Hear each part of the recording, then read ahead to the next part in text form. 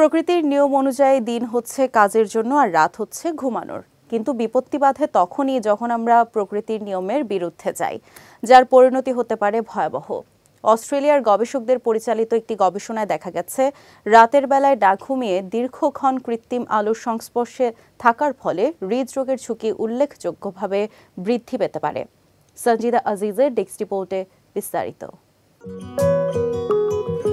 পরিবেশ ও মানবদেহের জন্য দিন ও রাত দুই সময়ই জরুরি।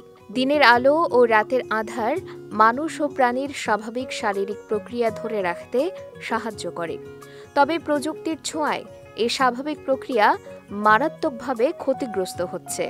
ঘুমানোর আগে মোবাইল স্ক্রলিং যেন আধুনিক যুগে এক সাধারণ ব্যাপার হয়ে দাঁড়িয়েছে, যার পরিণাম হতে পারে ভয়াবহ।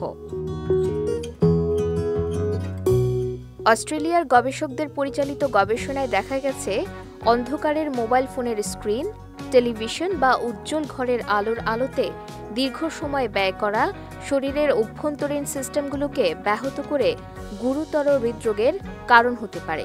এছাড়াও রাতের কৃত্রিম আলোর সংস্পর্শে করোনারি ধমনী রোগ, হার্ট অ্যাটাক, অ্যারিথমিয়া এবং স্ট্রোকের ঝুঁকি বৃদ্ধি পায়।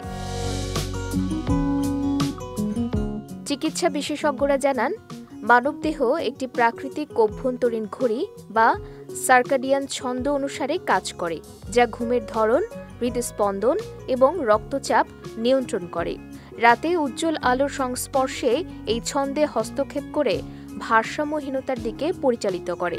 গবেষণায় পাওয়া গেছে আরও এক চমকপ্রদ তথ্য।